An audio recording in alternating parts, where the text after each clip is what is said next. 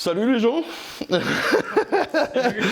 Voilà, tu connais Salut maintenant. les gens, ouais. On est en compagnie aujourd'hui de Benoît Klein, qui il va se présenter lui-même parce qu'il a un long parcours, non, je ne sais pas si c'est long, un parcours complet. Un parcours déjà. Parcours déjà, qui s'occupe des frelons, il va nous en parler On va essayer d'en longuement. parler, voilà, de faire un peu le tri. Je sais que c'est un sujet qui concerne beaucoup d'entre vous. Mhm. Et l'idée, c'est de faire peut-être déjà un état des lieux de ce qu'on a aujourd'hui. Et puis de voir, nous, de notre côté, au niveau intervention, destruction des nids, comment ça fonctionne. Et puis essayer de délivrer un message aussi du fait de dire qu'on est à vos côtés face aux frelons asiatiques, que les apiculteurs ne sont pas seuls. Oui. Qu'il y a toute une chaîne derrière qui est là pour être opérationnelle, qui est là pour être prêt pour intervenir. Et qu'on est en soutien des apiculteurs dans cette difficulté. Écoute, pour me présenter peut-être rapidement, voilà, j'ai 39 ans. Moi, ça fait 5 ans que j'ai créé ma société, au début uniquement de la destruction de guêpes et de frelons. Rapidement, j'ai voulu un petit peu m'informer, savoir ce qu'il en était, monter en compétences et j'ai appris beaucoup de choses. Je me suis rendu compte qu'il y avait énormément d'évolution dans les techniques de lutte. Des choses aussi qui étaient possibles de faire qui ne se faisaient pas forcément sur des nouveaux produits, des nouvelles approches. Et l'idée, ça a été d'aller rencontrer en fait beaucoup d'acteurs de ce milieu-là pour me former et augmenter en qualité d'intervention. Voilà. Donc depuis 5 ans, donc effectivement, je fais de la lutte sur le frelon asiatique. Alors le frelon asiatique, c'est vraiment le sujet qu'on traite aujourd'hui, mais notre activité en tant que désinsectiseur, même si c'est un terme que j'aime pas du tout parce que ça correspond pas à ce qu'on fait au quotidien et je pense à la philosophie qu'on a. On est plus des applicateurs, on est plus dans ce qu'on appelle aujourd'hui la PCO, le Pest Control, c'est-à-dire qu'on est dans le contrôle et la gestion de ces espèces. Avec l'idée, c'est vraiment d'arriver à analyser les situations. On a un risque avec ces hyménoptères, on a une population ou un rucher, et à ce moment-là, on va intervenir. Et j'ai pas peur de le dire, il y a parfois des moments où moi j'interviens pas parce que par exemple détruire un nid de frelon européen juste pour le plaisir de le détruire parce que le client il veut pas avoir d'insectes qui volent. Moi, c'est pas ma philosophie, c'est pas ma façon de voir. Très bien, ils ont un rôle aussi, les guêpes, les frelons européens ont un rôle. Ouais, trop souvent oublié. Hein, ouais. Alors, quand même, citer que tu as ton entreprise Rhône Guêpe Frelon, quand même. Tout à fait. Donc, moi, je suis implanté dans le Rhône, on est à 20 km de Lyon. Donc c'est un secteur qui est, en fait c'est les portes du Beaujolais, donc un secteur qui est à la fois rural et à la fois urbain. D'accord, j'ai rien dit. Ouais, si, très belle région. Donc à la fois rural et urbain, ce qui finalement pour le frelon asiatique, on se rend compte, n'est pas du tout un souci, puisque lui s'adapte énormément à toutes ces situations. Et on en trouve, j'aurais tendance à dire, même parfois plus en ville que dans le milieu rural, clairement. Et il s'adapte aux structures, aux bâtiments, et il est vraiment très très agile en milieu urbain. L'implantation de plus en plus importante de ruches dans les villes est pour lui une source de nourriture qui est géniale, quoi. Donc effectivement, il est très très à l'aise dans le milieu urbain. Il trouve où ses protéines et tout ça en ville En ville, en fait, on sait que son bol alimentaire, il s'adapte en fonction de ce qu'il trouve. Le frelon, il va énormément manger donc, de l'abeille, hein, clairement, on le sait, c'est un gros problème. Et puis ensuite, il y aura toute l'entomofaune en fait, locale, en fonction de ce qu'il va trouver. Ça peut être de la chenille, ça peut être d'autres hyménoptères, ça peut être des diptères, des mouches, etc. Donc il est capable d'aller chercher la nourriture. Clairement, plus il y aura de nourriture dans un secteur, moins il va aller faire de distance pour aller la chercher. Plus les nids auront tendance à grossir parce que les allers-retours vont être plus rapides, plus courts. C'est aussi ce qui explique parfois des grosses différences en taille de nid, c'est qu'il a trouvé énormément de nourriture à proximité. Ok. Je te laisse développer le... Parce que tu fais des interventions, tu formes des... Alors, moi j'ai deux activités, mon activité est séparée en deux parties. Il y a la partie formation, avec l'objectif c'est d'aller au contact des professionnels, des collectivités, de tous les acteurs en fait du milieu qui peut être concerné par les frelons. Et l'idée c'est de délivrer ces informations. Pour les professionnels, on va plus loin avec une formation technique pour avoir les bons gestes sur le terrain. Les former aussi aux nouveaux produits, aux nouvelles techniques. Et puis petit à petit, notre objectif, on ne se le cache pas, c'est aussi de s'affranchir de la chimie pour essayer d'avoir des traitements sur les nids de frelons asiatiques sans utiliser de biocides. Ok. Voilà. Très bien. La deuxième partie, c'est la partie vraiment opérationnelle, intervention sur le terrain, où là, à partir du moment où un nid est trouvé, détecté, moi, mon job, c'est de venir sur place et de le traiter pour le détruire. Ok. Je te laisse dérouler sur le frelon, parce Yes. que moi je suis novice complet, et voilà. Alors le frelon, si on reprend peut-être un petit peu les origines, en fait il est venu par accident en 2004 en France, il a été introduit a priori dans des poteries chinoises, donc ça a été le déclencheur de son arrivée sur notre territoire. Après il faut savoir que chaque année en France, on a des dizaines et des dizaines d'espèces exotiques d'autres pays qui viennent par le transport de marchandises.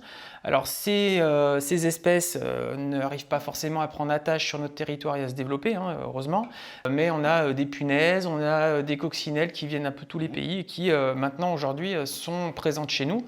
Le frelon européen, il s'est très vite adapté à notre climat. Malheureusement, il a su trouver son rythme au sein de notre territoire. Donc en fait, rapidement, il n'a pas fait l'objet d'une lutte organisée tout de suite. Ah oui. Et ça a été super important, c'est qu'en fait, on a loupé le coche dès le début, je pense. Et le développement a été rapide, il a commencé à coloniser donc, au niveau des Landes, et puis aujourd'hui, il a colonisé l'ensemble du territoire français. Et il est même implanté partout en Europe aujourd'hui, il s'est vraiment développé. Aujourd'hui, son implantation est tellement importante qu'on ne pourra plus l'éradiquer. On ne peut plus dire qu'on fait de la lutte pour une éradication, on est uniquement dans de la gestion et faire baisser la pression à des endroits particuliers où il y a vraiment une forte concentration. Donc aujourd'hui, l'état des lieux, c'est que le frelon il sera présent chez nous en permanence.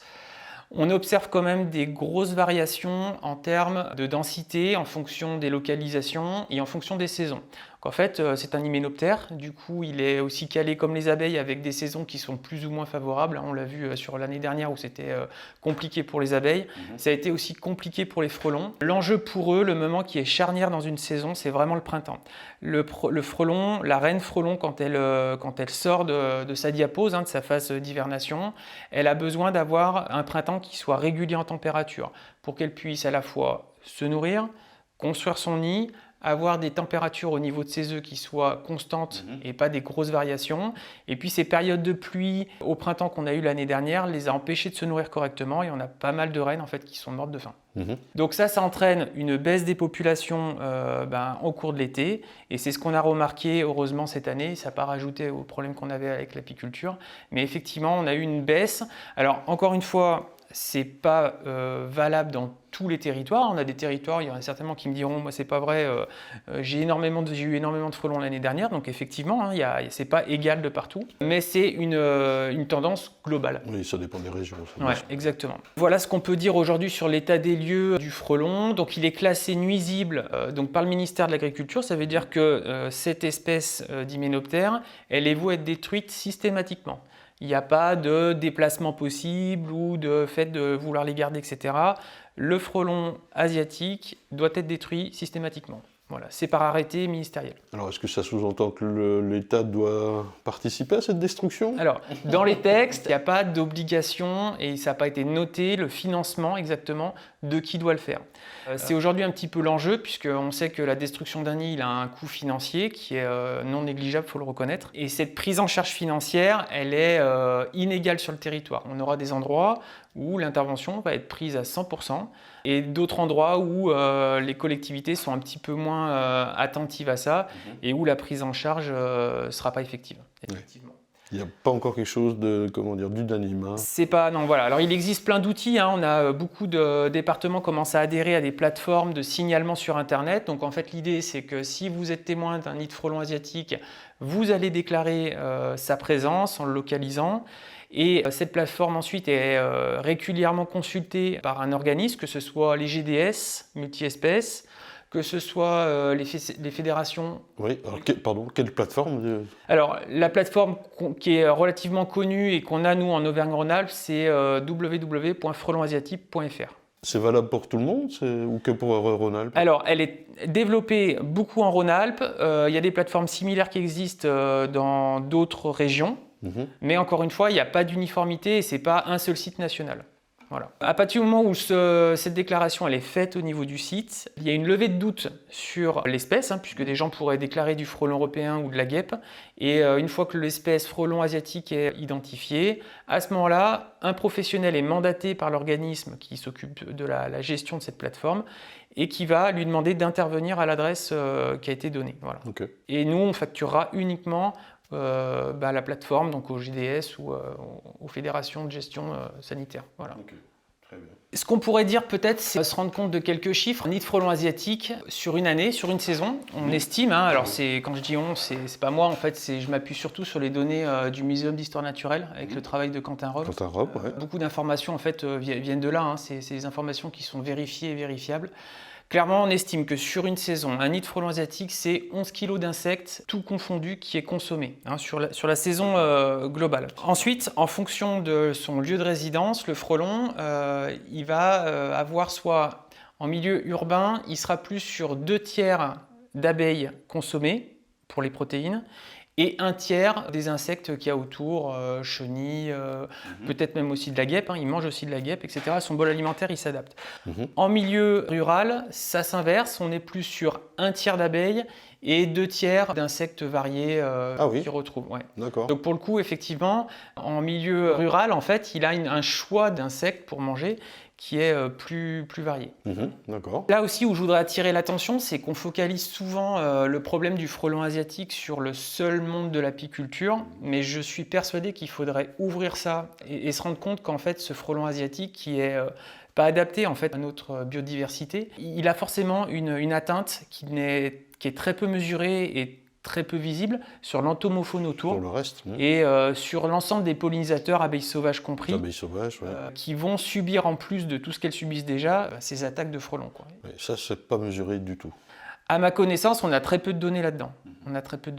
Et je pense que dans quelques années, avec le recul, on va se réveiller et que le réveil, il va être douloureux. Je pense c'est déjà un petit peu le cas, mais on se doute pas en fait, quoi. C'est ça. On n'a pas vraiment de chiffres, en tout cas à ma connaissance. Un nid de frelons asiatiques en saison, il va tourner autour de... Alors sur une année entière, ça sera 13 000 individus. Il va être capable de générer, après je pense que je reviendrai sur le cycle de vie parce que c'est important de bien le situer, il va générer, au début on avait comme information environ 500 reines fondatrices pour l'année d'après. Mais les derniers chiffres montrent qu'en fait on est bien au-delà et qu'on serait pratiquement entre 1000 à 2000, facile, reines. Par nid ? Oui. Fondatrices qui sont prêtes pour l'année d'après. Ça ne veut pas dire qu'il y aura 2000 voilà. l'année d'après. L'estimation ensuite, c'est qu'il y a 5% de survie. D'accord. Le fait qu'on va avoir de la perte, ça va être un hiver qui est froid, donc elles vont mourir de froid. Tous les accidents qui peuvent leur arriver, se faire percuter par une voiture, être mangé par un oiseau, parce que quoi qu'on en dise, de temps en temps, on a des oiseaux qui vont consommer un peu de frelons asiatiques, mais c'est trop peu en fait pour avoir une vraie incidence sur les populations. Et donc on estime qu'il y a 5% de rennes qui vont être en capacité l'année d'après à recréer un nid, sans prendre en compte les variations de température du printemps qui seront déterminantes pour la mise en place des nids. Tout de suite, ça me fait rebondir sur cette histoire de prédation entre rennes au printemps, c'est le cas ? Oui, alors on observe effectivement que lorsqu'il y a une concentration importante de rennes fécondées sur un même territoire, lorsqu'elles se rencontrent lors de la période en fait, de fondation des futures colonies, une guerre, une bataille qui va se faire entre ces rennes lorsqu'elles se rencontrent, et ça se termine par la mort d'une des deux. C'est-à-dire qu'à chaque fois qu'il y a rencontre de ces rennes, on a quand même 50% de pertes à chaque fois, donc c'est pas négligeable. Et ça remet aussi un petit peu en cause la notion de piégeage, même si c'est voué à vraiment une controverse, et je sais que c'est très compliqué aujourd'hui d'y voir clair. Il n'y a pas aujourd'hui d'unanimité sur le piégeage en France. Alors je sais que ça va certainement être sujet à caution, à discussion. On a des endroits où ça marche bien, mais les données ne nous permettent pas de savoir si c'est vraiment le piégeage qui est responsable de cette baisse, ou s'il y a d'autres facteurs qui peuvent intervenir, comme par exemple 2 années de suite défavorables au printemps qui vont faire qu'on a une baisse de cette population. On parle bien du piégeage printanier, enfin sortie d'hiver. Tout à fait, oui. Ce piégeage-là, je pense qu'il faut rester prudent. Aujourd'hui, il n'y a pas d'éléments scientifiques qui nous permettent de dire que le piégeage de printemps fait baisser de façon significative la population de frelons asiatiques. Et à l'inverse, qu'il est inutile. On ne sait pas. Voilà, on ne sait pas. Après, je pense que l'intérêt qu'il a, c'est qu'on a des apiculteurs qui sont aujourd'hui stressés par le frelon. Ils sont proactifs, c'est-à-dire qu'en piégeant, ils ont une action. Donc ça fait du bien d'être actif là-dedans. Mais il ne faudrait pas que ce soit aussi délétère pour toute l'entomofaune autour. Il faut vraiment qu'on fasse attention aux autres espèces. C'est ça. C'est-à-dire qu'on n'est pas, c'est pas parce qu'on a un problème qui est grave, qu'on peut non plus Faire n'importe quoi. faire n'importe quoi, tout à fait. Donc ce piégeage, peut-être qu'on peut en parler rapidement. Donc il existe globalement 2 types de piégeage. Le piégeage de printemps qui va avoir comme objectif de piéger ces reines fondatrices. Donc là, souvent, on utilise plutôt de l'appât sucré, puisque c'est ce qu'elles vont avoir besoin en début de saison. L'idée, c'est de les attraper avant qu'elles n'aient le temps de créer leur colonie. Alors peut-être que déjà, on peut parler un petit peu des différents pièges qui existent. Alors, il y en a une multitude, le commerce est plein de pièges différents. Il y a quelques années, il y a eu un piège qui est sorti qui est a priori le plus sélectif. Mais clairement, un piège sélectif qui va prendre que du frelon asiatique, ça n'existe pas. Alors là, c'est marrant, hein, c'est en pleine actualité. Il y a des infos qui sont sorties récemment sur des phéromones. Oui, j'ai vu ça hier. Ouais, c'est ça, c'est vraiment tout récent. Ça fait des années que les scientifiques travaillent dessus. Aujourd'hui, on n'a pas de résultats vraiment concrets, donc moi, je ne pourrais pas en parler sur ces phéromones, voir ce que ça va donner. J'attends avec impatience, effectivement. C'est en cours, ouais. L'idée, et c'est sûr que si on arrivait à piéger et à avoir une attraction uniquement sur du frelon asiatique, ça pourrait être intéressant, puisqu'on n'aurait déjà pas d'incidence sur l'entomofaune. Mais aujourd'hui, ce n'est pas le cas. Alors là, sur les pièges, Allez. c'est celui-là, celui Donc ça, dont c'est tu un nous piège parlais, donc, qui a été fabriqué par une association d'apiculteurs.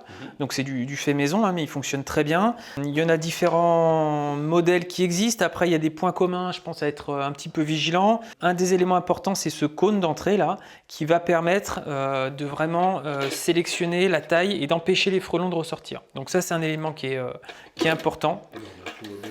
Voilà. Au printemps, on sera plutôt sur un appât qui sera sucré pour attirer des reines. Ouais. Et puis en courte saison, on ira plus sur de l'appât protéinique pour aller chercher plutôt de l'ouvrière. Alors, appât sucré, ce qui fonctionne bien, c'est la bière avec du cassis. La bière, pourquoi? Parce que ça a plutôt un effet répulsif sur les autres insectes, notamment les abeilles, et cassis qui va être sucré. Et ensuite, sur de l'appât protéinique, a priori, ce qui fonctionne bien, alors après, c'est vraiment, faut pas hésiter à essayer plein de choses, mais a priori, les retours, c'est que tout ce qui est crustacé fonctionne très bien avec le frelon asiatique. Ça, ouais, Voilà. ouais. Donc voilà, on peut mettre aussi des brèches de miel. À D'accord. des moments donnés, ça peut être aussi très bien. Là-dessus, par contre, moi, je suis, voilà, j'aurais pas trop d'éléments sur ce type de piège. Donc, en fait, l'appât va se placer ici. Ouais, là-dedans, ouais. Pour pas être accessible. Ensuite, par-dessus, on met le module donc avec la grille. Et donc, les frelons vont venir s'accumuler dans cette partie-là. Là, tu as une partie de grille à reine découpée Voilà. pour que les abeilles sortent. La c'est quoi sélectivité, effectivement, elle va se faire notamment par cette grille, hein, donc cette grille à reine qui a été découpée et qui est suffisamment grosse pour permettre aux insectes autres que le frelon asiatique de ressortir. Donc, en gros, le principe de la sélectivité, il est là-dessus.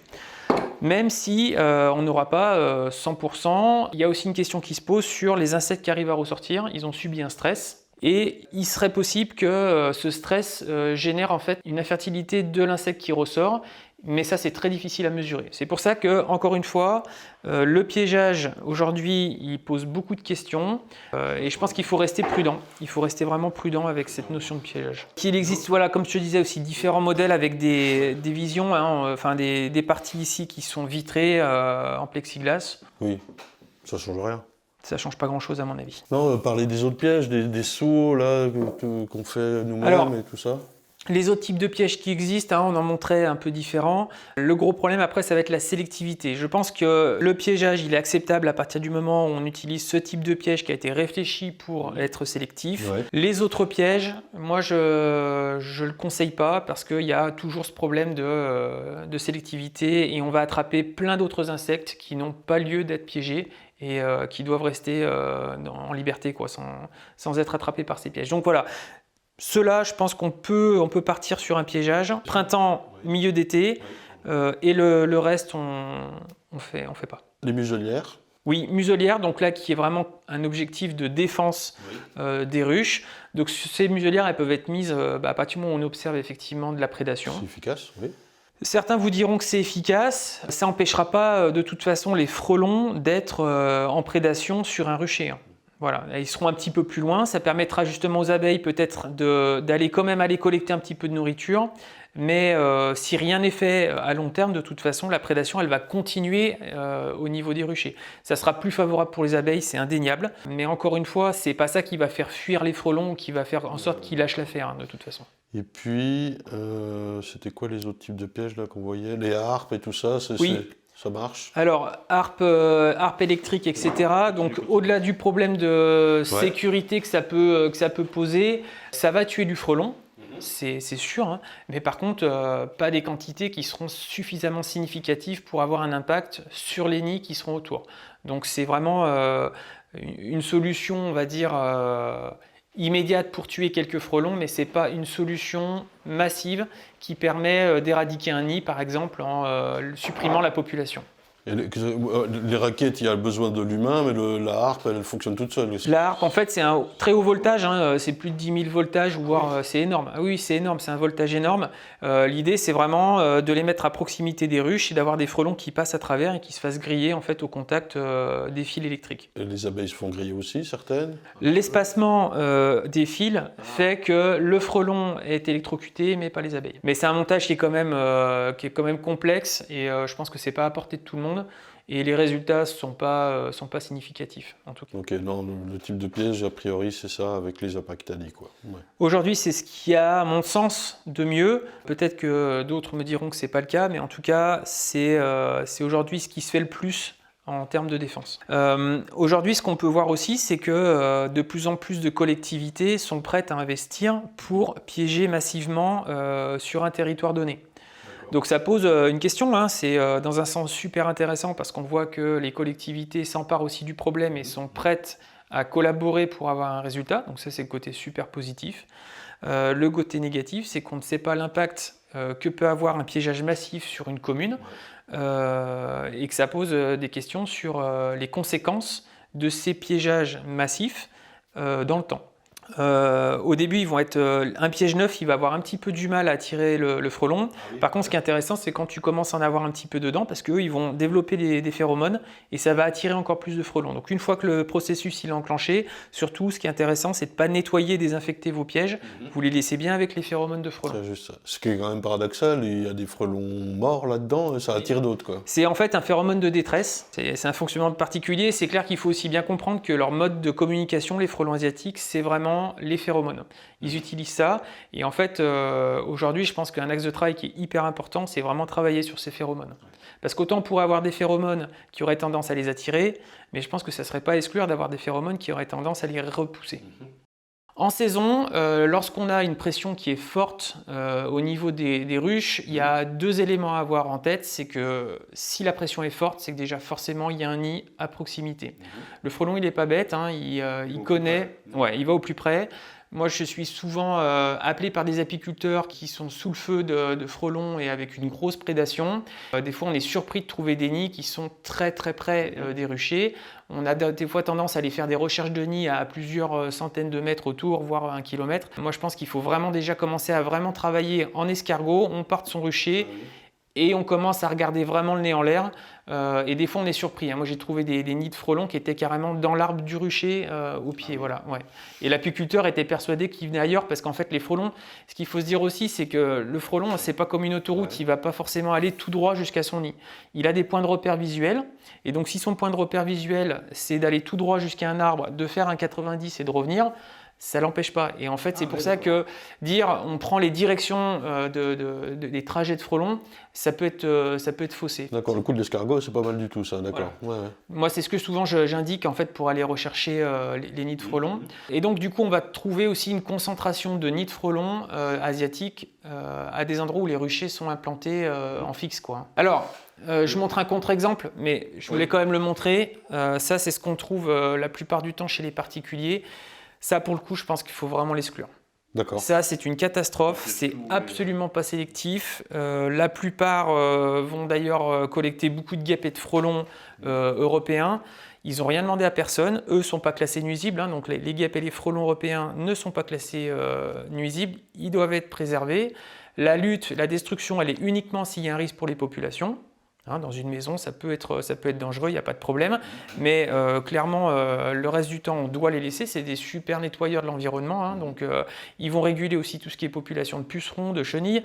C'est aussi un moyen de nourrir les oiseaux. On sait qu'on observe une baisse des populations d'oiseaux en France. C'est sûr que si on commence à tuer toutes les espèces d'insectes et d'hyménoptères qu'on trouve, ça ne va pas aider. Donc ça, vraiment, je pense qu'il faut l'enlever. Ça a trop d'incidences néfastes et ce n'est pas du tout ça qui aura d'incidence sur les populations de frelons asiatiques, clairement, quoi. Voilà.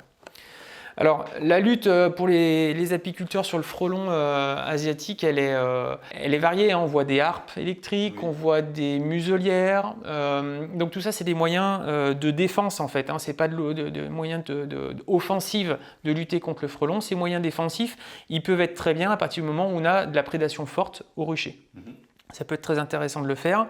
Mais il ne faudrait pas, notamment sur les harpes électriques, tomber dans l'effet inverse de croire que c'est une solution pour la lutte contre le frelon asiatique. C'est un moyen de défense, mais en aucun cas c'est ça qui fera que votre rucher sera épargné par les frelons en courte saison. Le nerf de la guerre, c'est vraiment trouver les nids et les détruire. Aujourd'hui, c'est ce qui fonctionne, clairement. Voilà. Alors la recherche des nids, peut-être qu'on peut en parler, c'est souvent la partie la plus difficile, puisque constater qu'on a des attaques de frelons, c'est une chose. Arriver à trouver et à détecter un nid, c'en est une autre. C'est souvent très long, très fastidieux. Il n'y a pas aujourd'hui, encore une fois, de technique éprouvée. Il y a eu des tests avec des GPS qui ont été collés sur les frelons pour essayer d'identifier les localisations. Bon, c'est un coût qui est énorme, c'est pas applicable du tout sur le territoire, voilà, c'est pas opérationnel. Aujourd'hui, ce qui marche le mieux, c'est vraiment l'observation. Ça prend du temps. Moi, ce que je dis aux apiculteurs, c'est groupez-vous. Faites des journées où vous êtes plusieurs et puis essayez d'aller vous dispatcher dans des zones et puis d'aller faire des recherches ciblées sur ces endroits. Mais ça reste hyper artisanal et on a bien conscience que ce n'est pas une solution satisfaisante. Je t'imagine mal sur chacun de tes ruchers t'amuser, voilà, c'est pas possible. Donc ça reste peu satisfaisant. On connaît le nid, il a toujours à peu près la même taille, il peut être plus petit. Alors, donc la taille des nids va varier en période par rapport à la période. Donc, vous aurez en début de période des nids, donc les nids de fondatrices sont gros comme des balles de ping-pong. Et puis ensuite, on aura des nids en fin de saison qui vont aller jusqu'à plus de 80 cm de diamètre. Une forme plutôt ovale en fin de saison. Le frelon asiatique, il a cette particularité d'être très à l'aise, donc il peut se retrouver aussi bien dans un arbre, accroché à une branche, que sous un abri, que dans des fourrés. Il a une capacité d'adaptation qui est phénoménale. C'est aussi ce qui fait qu'il s'est adapté si facilement à l'environnement. C'est sa force, oui.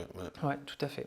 Alors, on peut peut-être parler du cycle de vie du frelon, le cycle de vie du frelon. Pour mieux le connaître. Alors, partons peut-être du printemps. Donc, on a ces reines qui ont été fécondées l'année d'avant, qui vont émerger de l'hiver. Elles ont passé tout l'hiver, ce qu'on appelle en diapause, une période d'hivernation où elles ont baissé leur rythme biologique.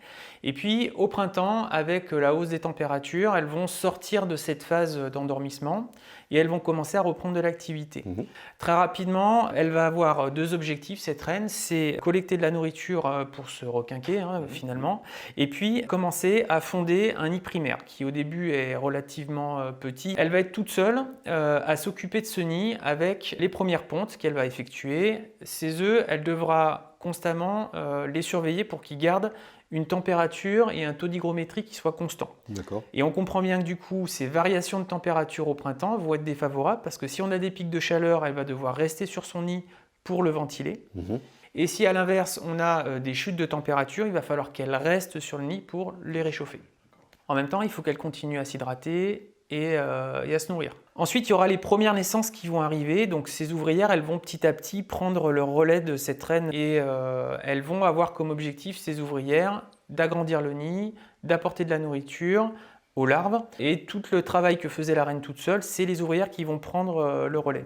La reine, à partir de ce moment-là, elle va rester à l'intérieur de son nid pour plus le quitter. Elle passera sa vie à pondre. Donc la vie d'une reine frelon asiatique, c'est 1 an. 12 mois, par rapport à une reine abeille qui va avoir plusieurs années d'espérance de vie. La reine frelon, elle, son cycle de vie, c'est 1 an. Elle meurt quoi qu'il arrive ? Quoi qu'il arrive, elle va mourir, ouais, de toute façon. Donc, Le nid va commencer à grossir au fil de la saison, les naissances vont continuer à s'enchaîner, les nids vont commencer à être de bonne taille. Là, il y a deux possibilités. Si l'emplacement n'est pas optimal, c'est-à-dire qu'il va manquer de place, qu'il y a peut-être l'activité humaine qui peut les déranger, peut-être qu'elles sont dans un endroit où il y a un peu trop de vent, des choses comme ça, à ce moment-là, il y a migration et création d'un nid secondaire. Donc ça, c'est vraiment une particularité. Et là, les ouvrières vont commencer à construire ce nid secondaire et lorsque ce nid sera prêt, la colonie va migrer sur ce nid secondaire et va abandonner finalement ce nid primaire. En revanche, si l'emplacement est favorable et qu'il n'y a pas d'éléments qui l'empêchent de se développer, une colonie peut très bien rester dans le nid d'origine. D'accord, ok. La saison va continuer et puis fin d'été, en cours d'été on va dire, ça dépend vraiment un peu des saisons, mais globalement au milieu d'été, la reine va commencer à pondre la descendance de mâles. Donc là, elle va continuer à pondre soit des ouvrières, soit des mâles, qui vont être en fait le gisement en fait de semences pour les futures reines. Et puis à partir de septembre, là, elle va commencer à pondre vraiment beaucoup de reines, donc qui seront vierges et qui vont rester dans le nid, qui seront nourries par les ouvrières. Et la fécondation aura lieu à la fin de l'hiver. Donc là, il y aura ce qu'on appelle un vol nuptial. Donc, À la fin de l'hiver? quand je parle de fin d'hiver, c'est courant novembre, à l'arrivée du Ah, à l'arrivée de l'hiver. à l'arrivée de l'hiver. À l'arrivée de l'hiver. On va assister à ce qu'on appelle un vol nuptial. Donc ces reines vierges vont quitter le nid, vont être suivies par les mâles.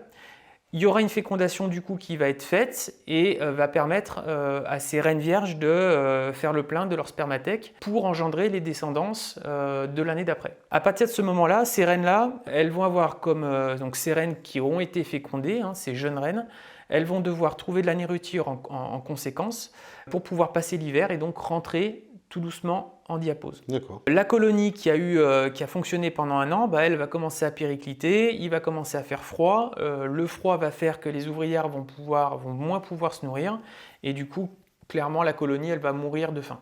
Ouais, là, on est déjà en décembre, pratiquement. On est en décembre. Donc, c'est pas rare de trouver des nids avec de la population en novembre, en fait, c'est ça? Novembre, même je dirais que c'est vraiment encore le gros de la saison. Et ça commence à se calmer avec les premières gelées. On commence à avoir une population qui baisse. Dans le sud de la France, il n'est pas rare de trouver des nids en janvier où il y a encore un petit peu d'activité. Après, c'est vraiment des insectes qui sont apathiques, qui ont du mal à se déplacer et qui finissent de mourir dans les nids. Donc ces nids-là, en fait, ils vont sécher. Avec les intempéries, ils vont se détruire et finalement, ils vont finir par tomber de leur emplacement. D'accord, Voilà. ok. D'une année sur l'autre, il n'y a pas de reprise de nid. À chaque fois, il y a création, ça part tout le temps d'un nid primaire et création d'un nid primaire. Le nid primaire alors, dépend de la région, j'imagine, le démarrage, mais on est aux alentours de février maintenant? Alors, février, là, on commence à avoir les premières émergences de reines et les premiers nids. Peut-être que dans le sud, on va commencer à en voir, effectivement, au mois de mars. Un premier nid primaire, ici, c'est un petit peu plus tard quand même. Et vraiment, la saison va être déterminante où soit les nids vont rapidement grossir, soit ils peuvent rester pendant plusieurs mois à végéter, en fait. Oui, tout dépend des ressources, de la météo. Exactement. Et tout ça. Voilà, Oui, ça... tout à fait. C'est vraiment dépendant de ça. Donc clairement, au niveau des apiculteurs, une chose à être vigilant, on sait que le printemps c'est charnière pour les abeilles, mais c'est aussi important pour le frelon asiatique. Et si malheureusement vous avez un printemps qui commence avec des températures bien régulières, ça va être top pour l'apiculture, mais il faudra s'attendre à une forte prédation sur les ruches aussi. Donc en fait, il y a un petit visuel, peut-être que tu le mettras, qui est super bien fait, qui est fait par Quentin Rob et qui permet vraiment de visualiser ce développement au cours de la saison et peut-être qui permet d'être un moment un pense-bête à avoir en se disant tiens, on est à quelle période, qu'est-ce que je dois observer et qu'est-ce que je dois m'attendre à voir, quoi. Parce que donc il y a toute la croissance qui va prendre quoi? On est mars-avril jusqu'à septembre, plus que ça? La croissance de quoi? Des nids? Ouais, alors la croissance des nids, on va l'observer clairement jusqu'à octobre. Ah oui, ouais. En fait, on arrive à un moment de prédation incroyable qui est quoi? Juillet, août? Avec les ouvrières qui ont besoin de protéines. Là. La prédation, tu vas l'observer. En fait, c'est vachement variable d'un endroit à l'autre. Oui, c'est encore suivant les régions, le sud de la France. En cours d'été, il faut, le début des prédations, ça va être à partir du mois de juillet. Et ça peut s'étaler facilement jusqu'à septembre. Oui, facilement, j'ai déjà entendu le témoignage. Facilement. Donc, c'est vachement variable d'un endroit à l'autre, des conditions climatiques. Alors, si, juste quand même un point, faut quand même bien comprendre que la prédation, elle a comme objectif pour le frelon asiatique d'aller récolter de la protéine. lui-même ne se nourrit pas directement de cette protéine. En fait, il va faire en fait avec cette abeille ou n'importe quel insecte qu'il va collecter, une pâte protéinique qu'il va aller apporter à ses larves. Et c'est en fait cet échange réciproque qui va se passer, c'est-à-dire que l'ouvrière va donner cette pâte protéinique à sa larve, qui, elle, en échange, va donner un liquide protéinique sucré à l'ouvrière. Ah. Et en fait, si tu veux, parce qu'il n'y a pas de relation affective en fait entre une ouvrière et son nid. Elle n'aurait pas de raison de revenir finalement au nid si c'était cette dépendance alimentaire entre la larve et elle. Parce que je me demandais aussi, ils ont besoin de sucre pour voler, ça c'est de l'énergie, c'est pas des protéines. Non. Et ça, ils le trouvent où Alors ça, elle va le collecter finalement en se nourrissant dans l'environnement de ce qu'elle va trouver, mais aussi et surtout par les larves qui lui fournissent. Okay. Donc c'est vraiment une relation d'interdépendance entre ces ouvrières et ces larves qui sont au niveau du nid. C'est un truc de fou ça, je ne savais pas. Et c'est même rigolo, moi des fois on s'amuse, quand on récolte des nids, on a des larves, tu frottes la larve, tu la caresses sur le nez, il y a la goutte de liquide qui sort. T'as déjà goûté? Non. Non, mais par contre je sais que les larves sont très appréciées et c'est un plat de choix en Asie et je crois aussi à La Réunion. D'accord, ouais. Ok. Bah essayez. Oui, je sais pas, on peut faire du miel de frelon? Écoute, c'est peut-être un créneau, je te laisse faire. Tu m'en parleras. Je vais me faire des copains. Bon, d'accord, ok, là on a vu tout le cycle. Qu'est-ce que l'apiculteur doit savoir là-dedans? J'arrive plus à parler. Alors, on a le piégeage de printemps, on l'a vu. Oui, qu'est-ce qu'il peut faire? Ouais, qu'est-ce qui est important pour nous? C'est en juillet, quoi, finalement. Là, on va multiplier les pièges. Est-ce qu'en mettant des pièges, même très tôt en saison, au printemps, on risque pas d'attirer des frelons dans notre rucher? Est-ce qu'il faut mettre les pièges à l'écart? Alors, c'est vrai que c'est une vraie question. Le problème de piéger au printemps au niveau du rucher, ça pourrait avoir un effet qui est négatif, puisqu'en fait, on flèche en fait, finalement au frelon l'endroit où il pourra collecter plus tard. Ouais. Effectivement, le piégeage de printemps, il est plus recommandé à l'extérieur des ruchers, puisque nous, on n'a pas d'objectif de piéger vraiment dans le rucher parce qu'on n'a pas cette prédation à ce moment-là. On veut uniquement récolter les reines fondatrices de l'année. En revanche, en courte saison, lorsqu'il y a une forte prédation, on peut imaginer mettre un piège pour là essayer de contrebalancer en fait. De toute façon, ils ont trouvé le rucher à ce moment-là. Ils savent où c'est. Oui, ça vous sait. Clairement. Lorsqu'il y a prédation en courte saison, il ne faudra pas vous dire que piéger sera une solution et ça va arrêter, quoi. Parce que le nid, chaque année, même si vous prenez 10-20 ouvrières dans un nid, il y a tellement de naissances quotidiennement que la colonie ne sera pas impactée par le piégeage. On connaît le nombre de naissances quotidiens? Encore une fois, ça dépend vraiment des températures et de la saison. Je n'ai pas les chiffres en tête. Non, là. Et on sait que tu m'as dit 13 000 individus par an. Ouais. Oui, c'est difficile de faire un ratio quotidien. À ma connaissance, il n'y a pas de... Parce que je pense que ça doit varier énormément. Ça varie énormément. La qualité du nid, oui. De la reine aussi, il y a peut-être des qualités de reine. Non, tu n'as pas une variation qui est... Ah si, bien sûr. Bah, ça, c'était la vidéo de la semaine dernière, là, la population. Puis tout ça influe vachement si elle manque pas, la qualité de la reine, plein de paramètres. De l'apiculteur. C'est ça. Aussi. Non, mais c'est clair, de toute façon, elles sont dépendantes des ressources et c'est ça qui va faire varier le comportement. Donc, ok, le piégeage de l'apiculteur, lui, ce qu'il peut faire à partir de juillet, là où on est vraiment embêté, c'est de multiplier les pièges, quoi. Donc, s'il y a une forte prédation observée à partir de juillet, oui, effectivement, on peut commencer à mettre du piège au rucher. Et puis, vraiment commencer à lever les yeux, quoi. Lever les yeux. Oui, trouver les nids, quoi. Et trouver les nids. Voilà, trouver les nids et faire en sorte que ces nids soient détruits et détruits rapidement, quoi. Qu'il n'y ait pas une déperdition d'informations avec des nids qui seraient détectés et jamais signalés, jamais détruits. Voilà. Ça, c'est vraiment important. Donc, clairement, nous, c'est à ce moment-là qu'on intervient. À partir du moment où le nid est détecté, on fait pas, à ma connaissance, il n'y a pas de professionnel qui fait de la recherche de nid. Clairement, en saison, on n'a pas le temps, on est surchargé. C'est de l'intervention une fois qu'il est trouvé. Voilà, à partir du moment où le nid est trouvé, nous, on peut intervenir. Donc, les localisations de ces nids, c'est un élément qui est relativement complexe pour nous, puisqu'on sait qu'ils se mettent relativement haut dans les arbres. Donc ça ne simplifie pas. Aujourd'hui, on a développé des techniques d'intervention qui vont nous permettre de traiter tous les nids, n'importe où ils soient. Un professionnel va utiliser en général une perche télescopique, donc on a des perches qui peuvent aller jusqu'à plus de 30 mètres. Donc ça permet de travailler relativement en sécurité et rapidement. On va utiliser ces perches dans l'arbre en fait en s'appuyant sur les branches et on va coulisser jusqu'au nid pour aller injecter à l'intérieur un insecticide qui va permettre de détruire. Au niveau des insecticides, pareil, il y a une démarche aujourd'hui qui est de diminuer les quantités et diminuer aussi l'impact, parce qu'il est forcément présent, l'impact sur la biodiversité. On a 2 grands produits aujourd'hui qui existent, soit la permétrine, qui est un produit de synthèse qui est très puissant, qui a une rémanence qui est très longue, qui aujourd'hui n'est absolument pas recommandée sur le traitement en extérieur des nids de frelons asiatiques.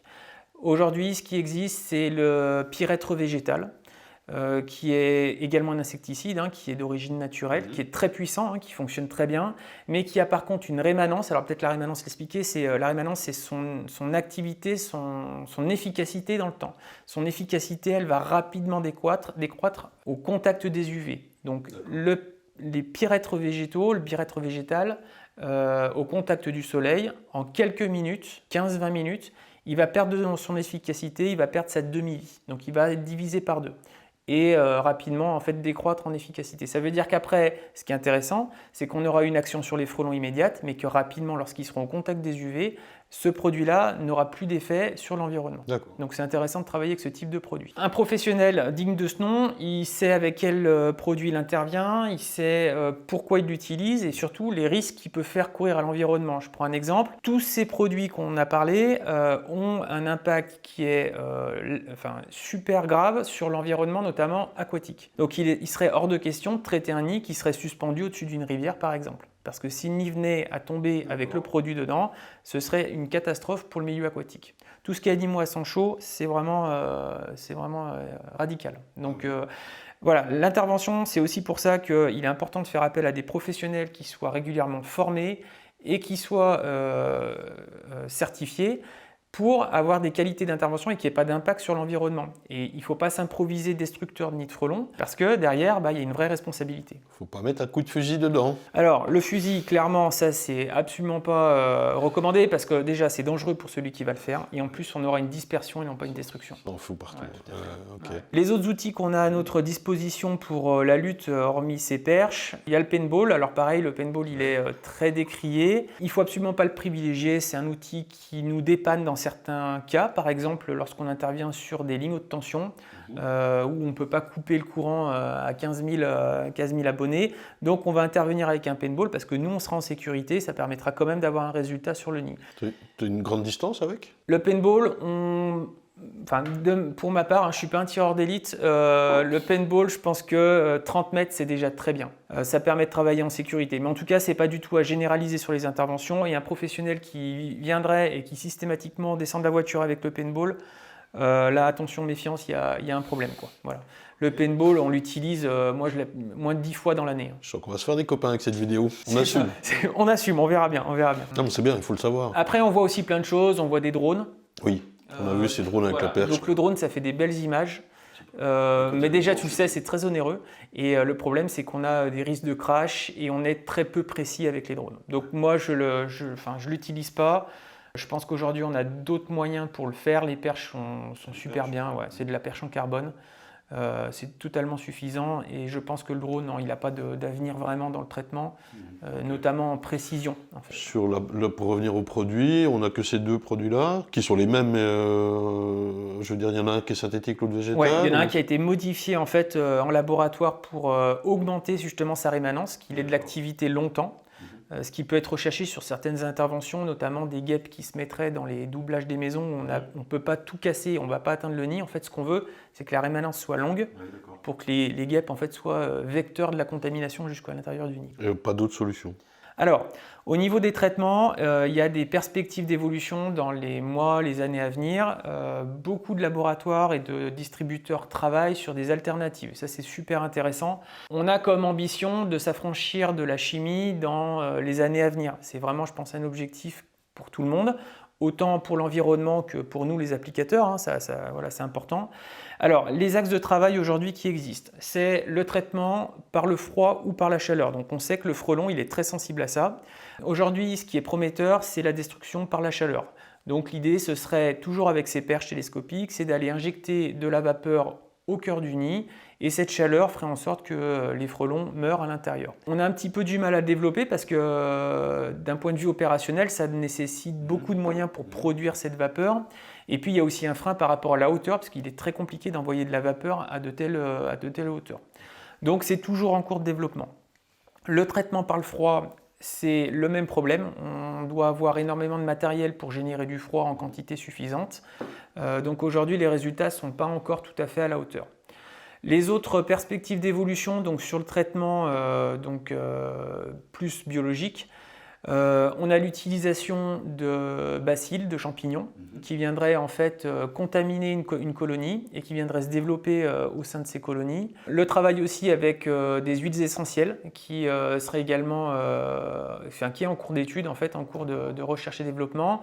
C'est des choses qu'on teste régulièrement sur le terrain, ça c'est super intéressant, où effectivement on va voir et on va traiter des nids avec, des nids tests, et puis pendant plusieurs semaines, plusieurs mois, on va suivre un petit peu l'évolution des colonies et voir si nos traitements ont eu un impact sur ces colonies. Parce qu'on cherche non seulement la destruction du nid, mais la non-destruction de tout ce qu'il y a autour, quoi. Exactement. Hein, je pensais aux bacilles, là, il ne faut pas qu'ils se développent face à autre chose, quoi. Il faut vraiment être sûr que ce qu'on fait n'ait pas d'impact sur la biodiversité, l'entomofaune locale. C'est super important. Et donc il y avait cette idée aussi que les frelons s'autodétruiraient.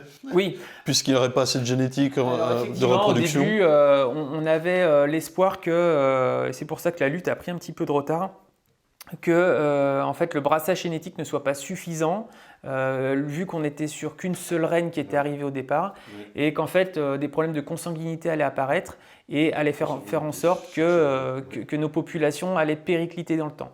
Et malheureusement, ça ne s'est absolument pas produit, et on voit qu'aujourd'hui, les populations de frelons ne sont absolument pas en baisse.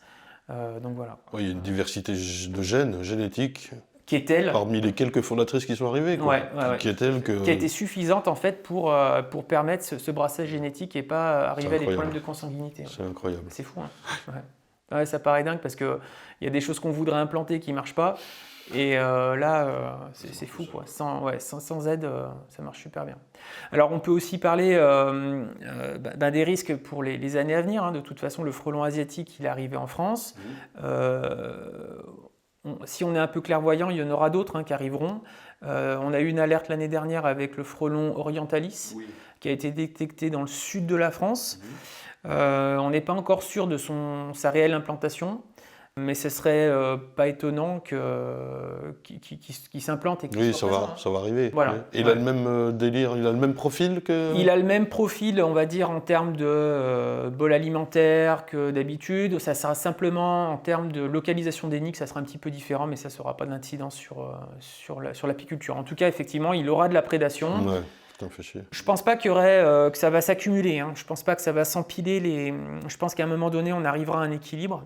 Oui. Aujourd'hui, les scientifiques nous expliquent que, sous réserve que ça se passe comme prévu, qu'il y a un équilibrage qui se fasse en fait au niveau de la prédation et que du coup, il n'y ait pas une accumulation de prédation, mais bien une pression qui soit permanente, mais pas une accumulation.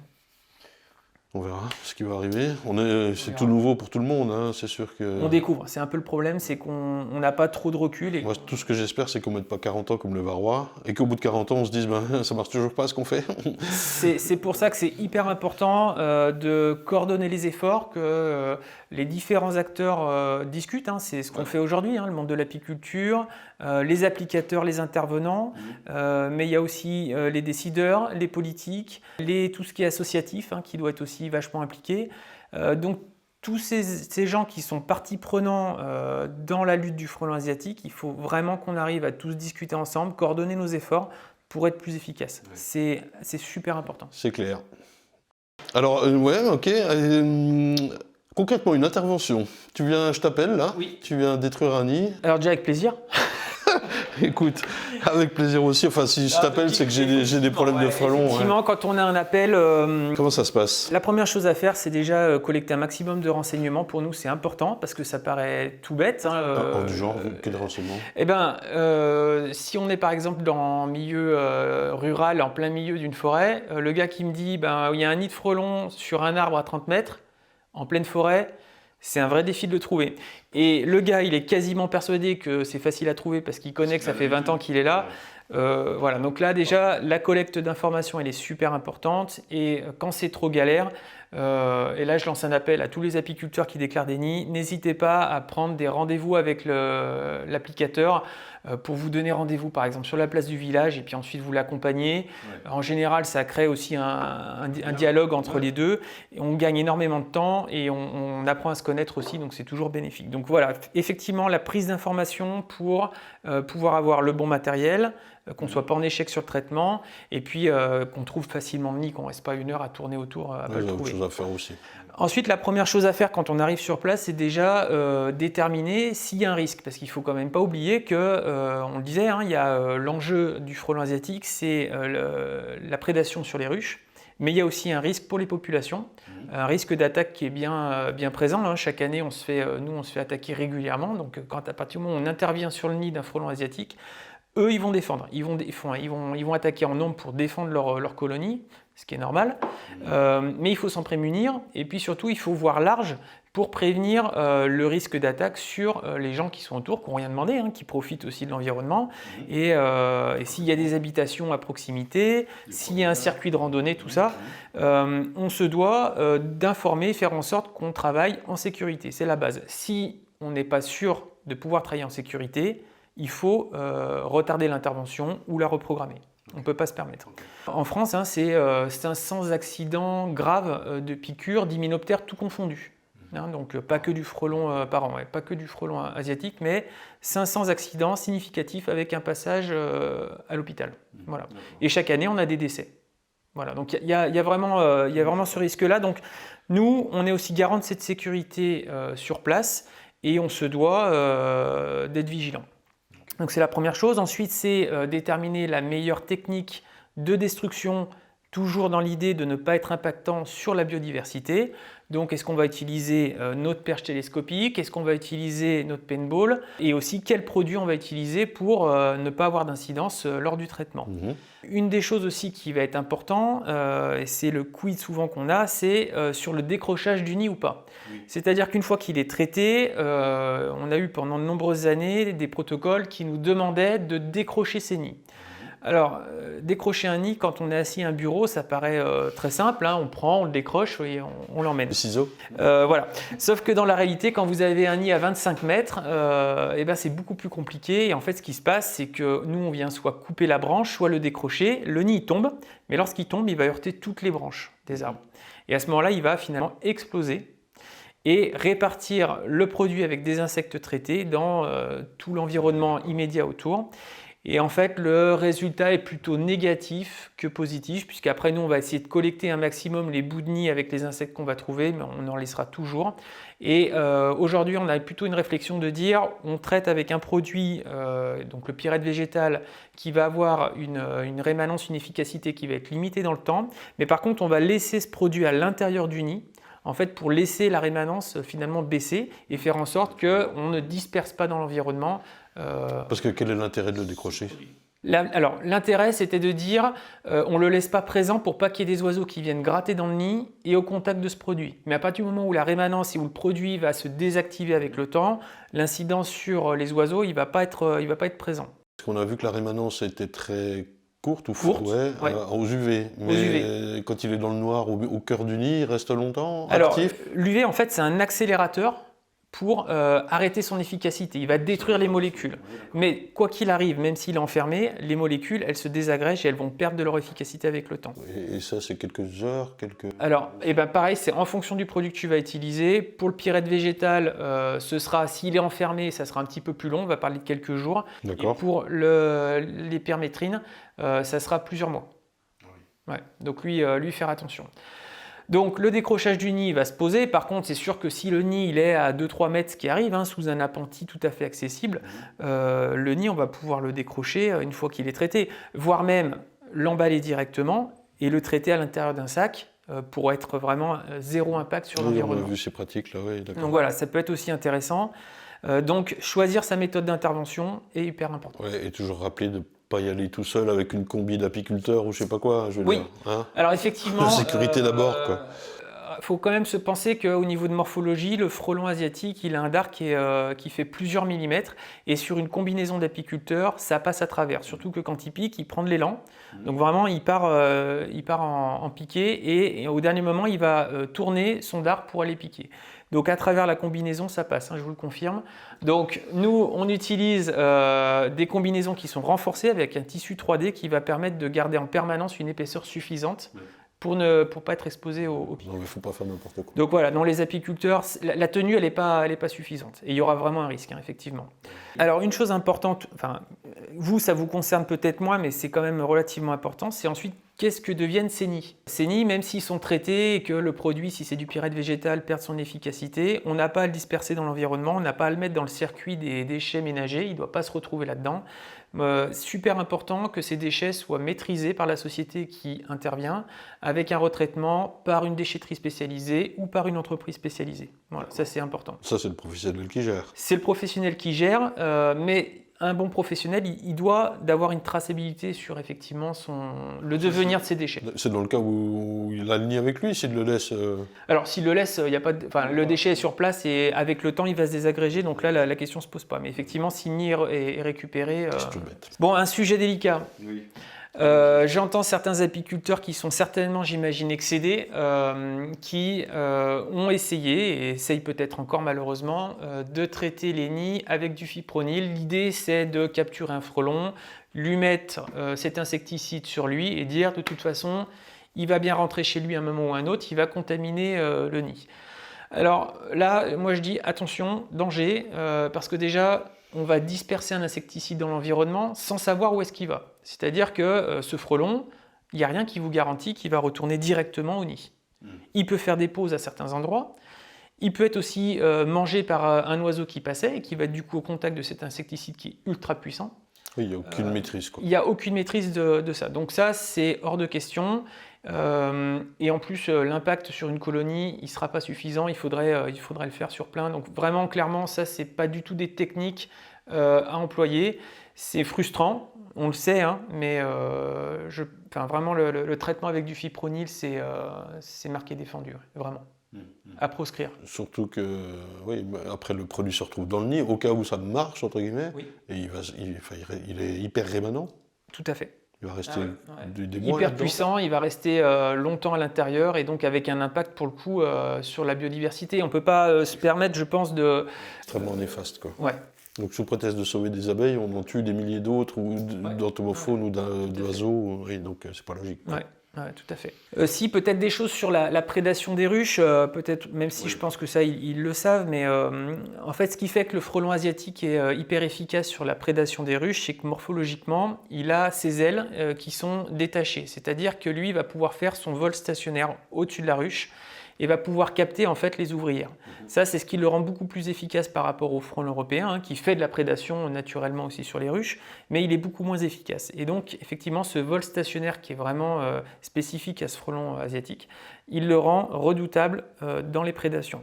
Alors, on entend souvent aussi des arguments qui disent que les abeilles vont développer des comportements de défense. Et on voit notamment des abeilles qui arrivent à se mettre autour d'un frelon, augmenter la température et finalement le tuer par hyperthermie.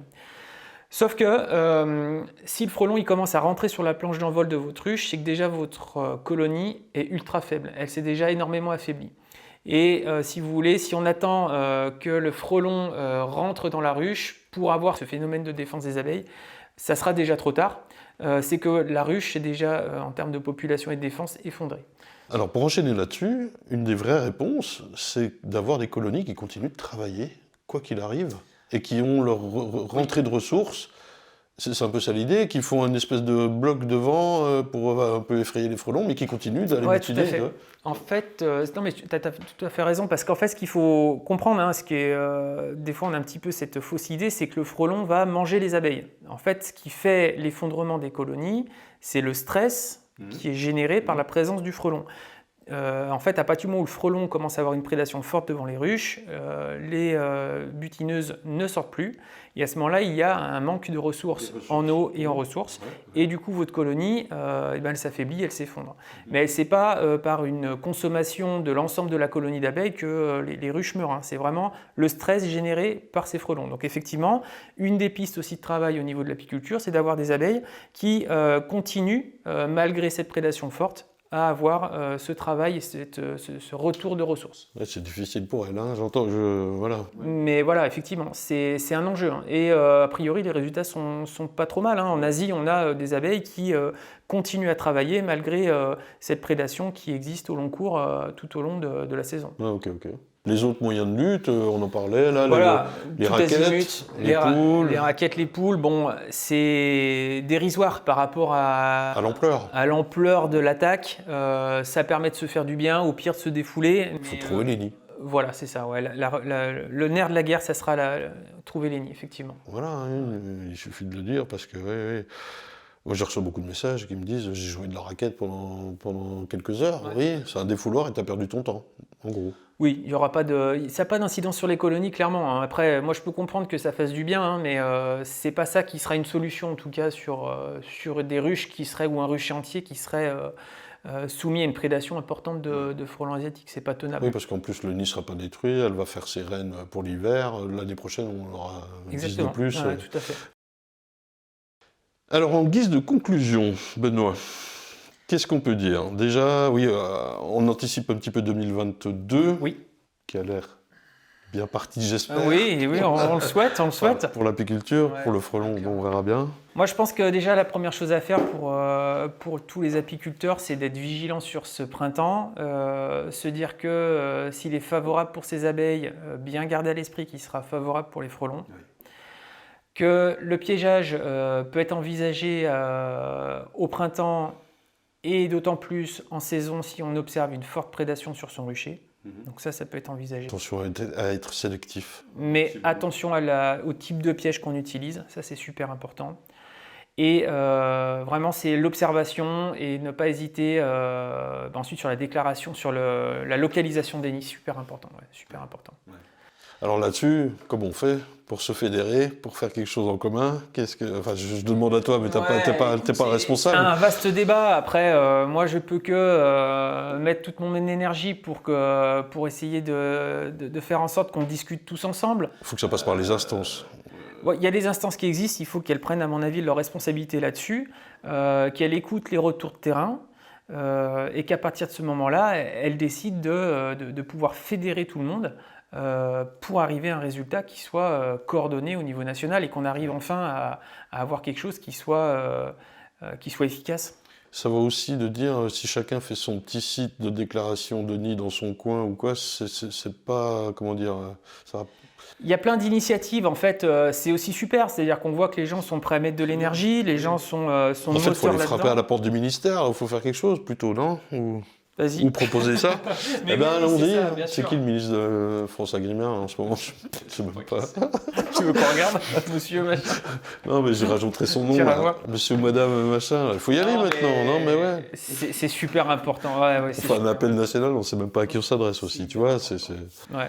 Non, mais voilà, vraiment, il y a le monde de l'apiculture, mais encore une fois, je pense qu'il n'y a pas que l'apiculture qui est concernée et qu'on pourrait ouvrir le débat sur d'autres milieux qui pourraient être partie prenante là-dedans. À quoi tu penses? Je pense déjà peut-être plus impliquer toute la filière PCO, donc pest control. On est très peu impliqué en fait finalement dans la lutte, on nous entend peu.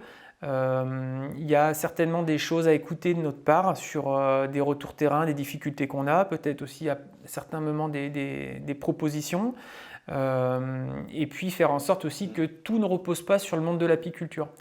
Beaucoup de problèmes environnementaux, je trouve, tournent autour de l'apiculture et on leur dit c'est un petit peu vous qui devez trouver les solutions, mais vous devez être soutenus, vous n'êtes pas seul et tout le monde a effectivement sa part de responsabilité là-dedans. On se souhaite une bonne saison. T'as des ruches, hein, je crois. Ouais, quelques-unes. Rien à voir avec toi, mais quelques-unes. Oui, enfin bon, on se souhaite une bonne saison. Ouais, une belle saison, ça nous changera de l'année dernière. Ça nous changera, ouais, on a tous besoin de ça, quoi. Un peu de miel. Merci, merci beaucoup pour Merci, Léandre. toute cette intervention. Vous retrouvez sous la vidéo les détails sur ton entreprise. Et puis, tu fais aussi de la formation, alors on le disait, hein, pour les professionnels, les intervenants. Si jamais, je mettrai les contacts. Enfin, les gens Avec te plaisir, contactent. on vous attend avec plaisir, ça sera super. Cool. Merci.